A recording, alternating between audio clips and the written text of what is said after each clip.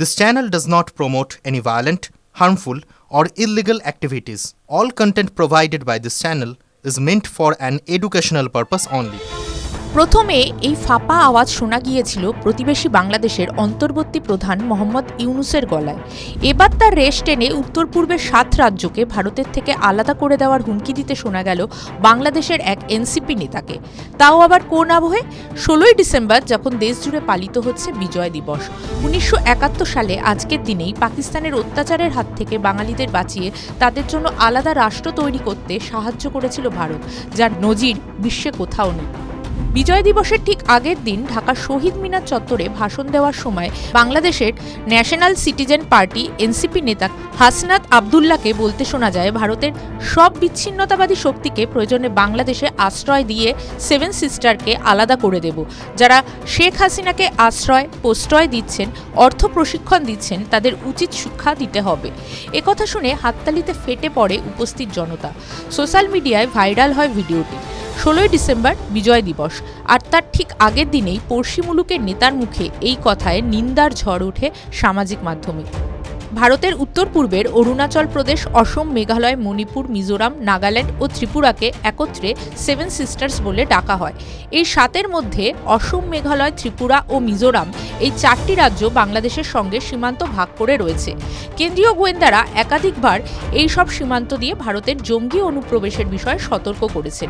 বিশেষত উত্তর পূর্বের রাজ্যগুলিতে অশান্তি ছড়াতে বাংলাদেশকে সেফ প্যাসেজ হিসাবে ব্যবহারের অভিযোগ অনেক পুরনো।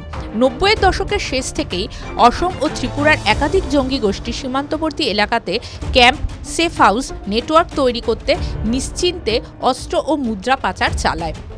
ত্রিপুরার ক্ষেত্রে যেমন national liberation front of Tripura বা অল ত্রিপুরা টাইগার ফোর্সের মতো বিচ্ছিন্নতাবাদী গোষ্ঠীর সঙ্গে বাংলাদেশের জঙ্গিদের ঘনিষ্ঠতার অভিযোগ দীর্ঘদিনের। বাংলাদেশের থেকে জঙ্গিরা অনুপ্রবেশ করে এদেশে চোরাগোপ্তা হামলা, পাচার চালিয়ে বা আবার নদী বা জঙ্গলে ঢাকার রাস্তা পেরিয়ে বাংলাদেশে ফিরে যায় বলে কেন্দ্রীয় গোয়েন্দাদের রিপোর্টে উল্লেখ রয়েছে। ইদানিং ভারত বিরোধী চক্রান্তে পাকিস্তানের সঙ্গেও বাংলাদেশি কট্টরপন্থীদের মাখামাখি বেড়েছে। একদা হরকত উল জিহাদ আল ইসলামী থেকে জেএমবির মতো জঙ্গি সংগঠনের জিহাদিরা বাংলাদেশ সীমান্তকে ব্যবহার করে ভারতে ঢোকার চেষ্টা করছে লাগাতার।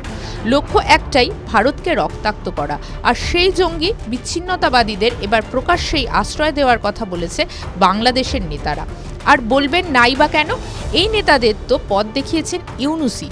সরকারের প্রধান চীন সফরে গিয়ে বিনিয়োগ টানতে 7 সিস্টার্সকে ল্যান্ড লকড বলেছিলেন। তার এই মন্তব্যের জন্য অবশ্য ব্যাপক সমালোচনাও শুনতে হয় ইউনূসকে। ভারত তার প্রতিবেশী রাষ্ট্রের প্রধানের এই মন্তব্যের তীব্র নিন্দা করেছে।